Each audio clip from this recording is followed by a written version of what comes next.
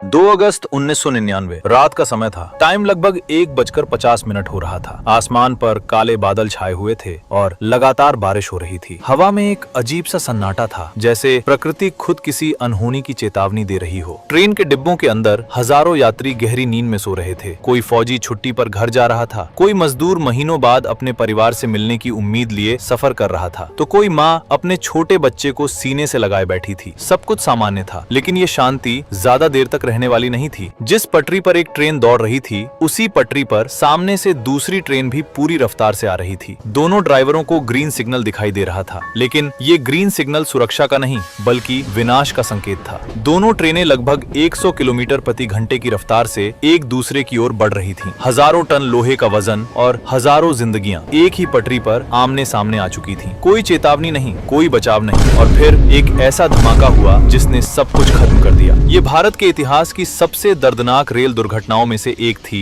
गैसल train दुर्घटना। उस रात दो ट्रेनें अपने अपने सफर पर थीं। पहली थी अवध असम एक्सप्रेस, जो नई दिल्ली से गुवाहाटी जा रही थी। लंबी दूरी की ये ट्रेन यात्रियों से खचाखच भरी हुई थी। जनरल डिब्बों में भीड़ थी, स्लीपर कोच में लोग अपनी बर्थ पर सो चुके थे और एसी कोच में हल्की रोशनी के बीच यात्री आराम कर रहे थे। कोई अपने घर लौट रहा था, कोई पहली बार लंबी यात्रा पर निकला था, तो कोई अपने परिवार से मिलने की खुशी में मुस्कुरा रहा था। दूसरी तरफ ब्रह्मपुत्र मेल डिब्रूगढ़ से दिल्ली की ओर बढ़ रही थी। इस ट्रेन में भी बड़ी संख्या में यात्री थे। खास बात ये थी कि इसमें सेना और अर्धसैनिक बलों के कई जवान सफर कर रहे थे। कुछ छुट्टी पर घर जा रहे थे, कुछ ड्यूटी पर लौट रहे थे। उनके बैगों में परिवार के लिए सामान था और चेहरे पर अपनों से मिलने की उम्मीद। रात गहरी होती जा रही थी और दोनों ट्रेनें तेज गति से आगे बढ़ रही थीं। मौसम खराब था, लेकिन रेलवे सिग्नलिंग सिस्टम पर भरोसा था। ड्राइवरों को रास्ते में ग्रीन सिग्नल मिल रहे थे। ग्रीन सिग्नल का मतलब साफ था, रास्ता सुरक्षित है। लेकिन असली समस्या किशनगंज स्टेशन के पास शुरू हुई। उस समय वहां ट्रैक की मरम्मत और इंटरलॉकिंग सिस्टम पर काम चल रहा था। रेलवे ट्रैक का इस्तेमाल अस्थायी रूप से बदला गया था। सामान्य स्थिति में इंटरलॉकिंग सिस्टम यह सुनिश्चित करता है कि दो ट्रेनें कभी एक ही लाइन पर आमने सामने ना आए, लेकिन उस रात ये सिस्टम बंद था और सिग्नलिंग मैनुअल तरीके से की जा रही थी। यहीं पर एक मानवीय गलती हुई। ट्रैक पॉइंट सही तरीके से सेट नहीं किए गए और अवध असम एक्सप्रेस को गलत लाइन पर भेज दिया गया। ये वही लाइन थी जिस पर सामने से ब्रह्मपुत्र मेल आ रही थी। दोनों ट्रेनों के ड्राइवरों को ग्रीन सिग्नल मिला था। दोनों को लगा कि रास्ता साफ है, लेकिन हकीकत ये थी कि दोनों ट्रेनें एक ही पटरी पर आमने सामने बढ़ रही थीं। बारिश तेज हो चुकी थी, विजिबिलिटी कम थी, अंधेरे में पटरियां चमक रही थीं। दोनों ट्रेनों के बीच दूरी तेजी से घट रही थी। यात्रियों को कुछ भी अंदाजा नहीं था कि वे एक भयानक दुर्घटना की ओर बढ़ रहे हैं। अवध असम एक्सप्रेस के अंदर ज्यादातर लोग सो चुके थे। कुछ लोग सीट पर लेटे हुए थे, कुछ बर्थ पर चादर ओढ़कर आराम कर रहे थे। एक कोच में माँ अपने बच्चे को सीने से लगाकर बैठी थी। कहीं कुछ लोग धीमी आवाज में बात कर रहे थे। जीवन सामान्य था। उधर ब्रह्मपुत्र मेल में भी यही स्थिति थी। कई जवान सीटों पर बैठे बातचीत कर रहे थे। कुछ लोग खिड़की से बाहर अंधेरे में देख रहे थे। कई यात्री गहरी नींद में थे। इसी बीच दोनों ट्रेनों के ड्राइवरों को दूर सामने रोशनी दिखाई दी। शुरुआत में उन्हें लगा कि दूसरी ट्रेन दूसरी लाइन पर होगी, लेकिन जैसे जैसे दूरी कम हुई, स्थिति स्पष्ट होने लगी। अब दोनों ट्रेनें एक दूसरे की तरफ तेजी से बढ़ रही थी। ब्रेक लगाने की कोशिश की गई, लेकिन गति बहुत ज्यादा थी। इतनी भारी ट्रेन को रोकने के लिए लंबी दूरी चाहिए होती है। यहाँ दूरी लगभग खत्म हो चुकी थी। लेकिन वीडियो में आगे बढ़ने से पहले, अगर आप ऐसी सच्ची घटनाओं पर आधारित डॉक्यूमेंट्री पसंद करते हैं तो वीडियो को लाइक जरूर करें और चैनल को सब्सक्राइब करना न भूलें, क्योंकि हम आपके लिए ऐसी ही वास्तविक और रिसर्च आधारित कहानियां लेकर आते रहते हैं। अब लौटते हैं उस पल की ओर जहां समय जैसे थम गया था। दोनों ट्रेनें एक ही पटरी पर आमने सामने आ चुकी थी। रात 1:55 पर वो हुआ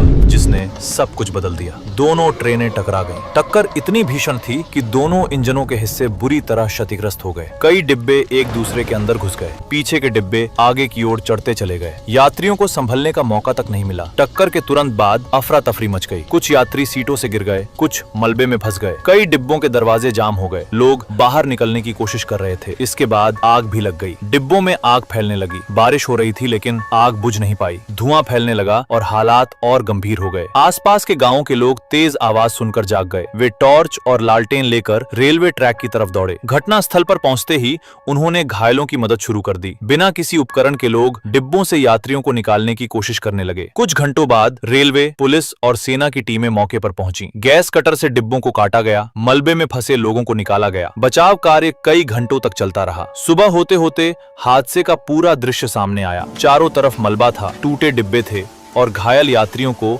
स्ट्रेचर पर ले जाया जा रहा था। आधिकारिक आंकड़ों के अनुसार इस हादसे में 285 से अधिक लोगों की मौत हुई और 300 से ज्यादा लोग घायल हुए। मरने वालों में सेना और अर्धसैनिक बलों के कई जवान भी शामिल थे। इस दुर्घटना की जांच शुरू हुई। जांच में सामने आया कि इंटरलॉकिंग सिस्टम बंद होने, मानवीय गलती और स्टाफ के बीच समन्वय की कमी इस हादसे की मुख्य वजह थी। इस घटना के बाद पूरे देश में शोक की लहर फैल गई। संसद में इस मुद्दे पर चर्चा हुई। रेलवे सुरक्षा प्रणाली की समीक्षा की गई। कई सुरक्षा सुधार लागू किए गए। सिग्नलिंग सिस्टम को आधुनिक बनाने पर जोर दिया गया और कर्मचारियों की ट्रेनिंग बढ़ाई गई। गैसल स्टेशन आज भी मौजूद है। ट्रेनें आज भी वहां से गुजरती हैं। लेकिन 2 अगस्त 1999 की वो रात भारतीय रेलवे इतिहास में हमेशा एक दर्दनाक याद बनकर दर्ज है। ये हादसा हमें याद दिलाता है कि सुरक्षा में छोटी सी चूक भी बड़ी त्रासदी बन सकती है। हर ट्रेन में सफर करने वाला व्यक्ति किसी का अपना होता है, किसी का परिवार उसका इंतजार करता है। जब भी रात के अंधेरे में कोई ट्रेन पटरियों पर दौड़ती है, गैसल की ये कहानी हमें सतर्क रहने की याद दिलाती है। ये सिर्फ एक दुर्घटना नहीं थी, ये भरोसे के टूटने की कहानी थी। यात्री का भरोसा ड्राइवर पर, ड्राइवर का भरोसा सिग्नल पर। जब ये भरोसा टूटा,